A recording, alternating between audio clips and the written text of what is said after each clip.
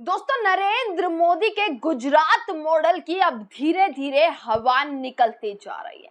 एक के बाद एक गुजरात से ऐसी खबर आ रही है जो साफ ये दर्शा रही है कि नरेंद्र मोदी का गुजरात मॉडल घोटाला मॉडल धीरे धीरे साबित होता जा रहा है।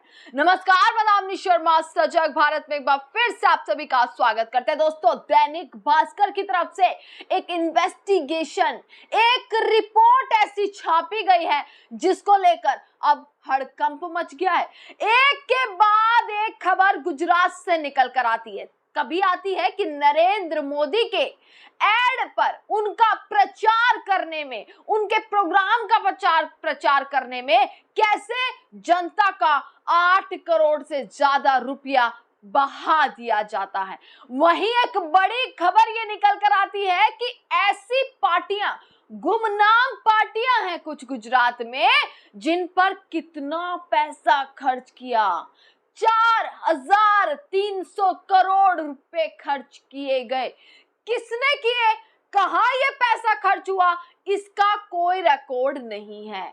कहां से ये पैसा आया, किसने ये चंदा दिया, किसकी तरफ से दिया गया है और कहां ये सारा पैसा खर्च हुआ है, कौन सी ये पार्टियां हैं, कहां इन्होंने क्या किया है, इसका कोई हिसाब नहीं है। और यही रिपोर्ट जो है वो दैनिक भास्कर में छापी गई है। अब इसकी हवा निकालने के लिए अब देश की जनता, विपक्ष, अब हर कोई खड़ा हो चुका है।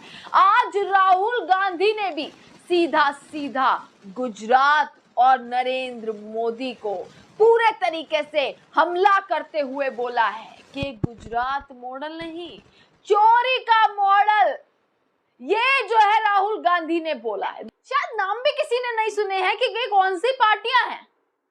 इन पर दोस्तों 4300 करोड़ रुपए जो है वो चंदा दिया गया है। ये बताया गया है कि ये चुनाव लड़े और चुनाव में इतना पैसा जो है वो आया है। किसने दिया, इसका कोई जवाब नहीं। अब कहां है ईडी, सीबीआई, अब कहां है तमाम पार्टी, अब कहां है चुनाव आयोग, जो ये सवाल लगातार खड़ा किया जा रहा है, जो ये पता लगा सके 24 घंटे के भीतर आखिरकार ये पैसा आया तो आया कहां से, कौन सी ये पार्टियां हैं, क्या है पूरी इन्वेस्टिगेशन, पूरी डिटेल, आखिरकार इस बारे में कब पता लगाया जाएगा। दोस्तों, पूरी आपको रिपोर्ट मैं दिखाती हूं। गुजरात में पंजीकृत 10 गुमनाम से राजनीतिक दलों को अप्रत्याशित चंदा मिला है। और चंदा कितना, 4300 करोड़। इन दलों को 2019-20 से 2023-24 के 5 साल में दानदाताओं से 4300 करोड़ रुपए का चंदा मिला। अब दिलचस्प बात दोस्तों ये है कि इस दौरान गुजरात में 3 चुनाव हुए, 2019 और 2024, 2 लोकसभा चुनाव हुए और 2022 में विधानसभा चुनाव हुए। इन दलों ने इन तीनों चुनावों में महज 43 प्रत्याशी उतारे, 54,069 वोट जो है वो टोटल मिले हैं। इन दलों और इनके प्रत्याशियों की निर्वाचन आयोग में जमा रिपोर्ट से यह खुलासा हुआ है कि इन्हें सिर्फ इतने वोट मिले हैं। 3 चुनाव हो गए, 3 चुनावों में 4300 प्रत्याशी उतरे और 54,000 वोट मिले हैं 3 चुनावों में। पर चंदा कितना मिला भाई साहब, चंदा मिला है 4300 करोड़ रुपए का चंदा जो है वो प्राप्त किया गया। कहां से आया, क्या इस सवाल का जवाब नरेंद्र मोदी देंगे कि उनके गुजरात में दल जो गुमनाम दल हैं ये कहां से आए, कहां से चंदा मिला। उनके गुजरात मॉडल की अब हवा निकलती हुई, धज्जियां उड़ती हुई पूरे तरीके से दिखाई दे रही है। दोस्तों, आपको बता दें, इन्होंने चुनाव रिपोर्ट में खर्च महज 39 लाख रुपीस जो है ये बताया कि इनकी चुनाव रिपोर्ट में बताया गया कि सिर्फ 39 लाख रुपए जो है वो खर्च हुए हैं, जबकि ऑडिट रिपोर्ट में 3500 करोड़ रुपए खर्च दर्शाया। ये आप पूरी लिस्ट देख लीजिएगा, ये सारे हैं आंकड़े। अब इस पर सवाल दोस्तों लगातार उठाए जा रहे हैं। सबसे पहले तो राहुल गांधी ने ही आज बोल दिया कि भैया कोई गुजरात मॉडल, कोई विकास कोई मॉडल नहीं है, कोई विकास नहीं है, सिर्फ और सिर्फ वोट चोरी का मॉडल है। आज राहुल गांधी ने ये चीज बोली है। अब इस चीज पर लगातार सवाल ये उठाए जा रहे हैं। जैसे रवीश कुमार है दोस्तों, रवीश कुमार ने इस चीज पर ये बोला है, रवीश कुमार ने काफी सवाल उठाए हैं। क्या ईडी करने वाली सरकार 24 घंटे में नहीं पता कर सकती कि इन गुमनाम दलों के खाते में 4300 करोड़ किसने डाले और इन खातों से निकलकर किसकी जेब में गए? गुजरात की खबर है, वहां कैसे हो गया? ऐसी खबरें कैसे गुम हो जाती हैं? ऐसा लग रहा है कि इस देश पर खास लोगों के गिरोह ने कब्जा कर लिया है। सौरभ भारद्वाज के घर पर छापे मारने का सुराग मिल जाता है। इन दलों का पता कैसे नहीं चलता है? चुनाव आयोग खुद से क्यों नहीं उजागर करता? क्या इसके लिए भी राजनीतिक कार्यकर्ता पर दोष डालेगा कि हमें बताया नहीं तो हमने कुछ नहीं किया? क्यों नहीं इसे लेकर हंगामा मचाया गया? दोस्तों, सवाल उठता है कि आखिरकार कहां से ये पैसा आया?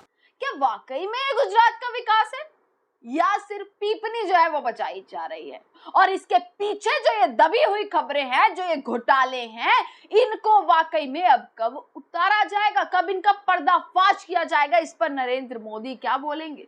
राहुल गांधी ने इस पर बोला है कि गुजरात में कुछ ऐसी अनाम पार्टियां हैं जिनका नाम किसी ने नहीं सुना, लेकिन 4300 करोड़ का चंदा उन्हें मिल गया। नाम तो आपने सुने ही नहीं होंगे, देख लेंगे आप। लोकशाही सत्ता पार्टी, भारतीय नेशनल जनता दल, स्वतंत्र अभिव्यक्ति party, new India United party, सत्यवादी रक्षक पार्टी, ये छोटे दल, 43 प्रत्याशी, 59,000 वोट, पर भैया चंदा 4,300 करोड़ का। राहुल गांधी ने बोला है कि इन पार्टियों ने बहुत ही कम मौकों पर चुनाव लड़ा है या उन पर खर्च किया है। ये हजारों करोड़ रुपया आया कहां से? इनको कौन चला रहा है, इन पार्टियों को, इन दलों को? और पैसा गया तो गया कहां ये सारा? क्या चुनाव आयोग इस चीज की जांच करेगा या फिर यहां भी पहले एफिडेविट मांगेगा या फिर कानून ही बदल देगा ताकि ये डेटा भी छिपाया जा सके? और साफ राहुल गांधी ने बोला कि ये कोई गुजरात का मॉडल, कोई विकास का नहीं है, बल्कि वोट चोरी का मॉडल है। राहुल गांधी आज इस चीज को दोस्तों बोलते हुए नजर आए और इस चीज पर अब लगातार सवाल खड़े किए जा रहे हैं। लोग साफ साफ लिख रहे हैं कि भाई हो क्या रहा है इस देश में?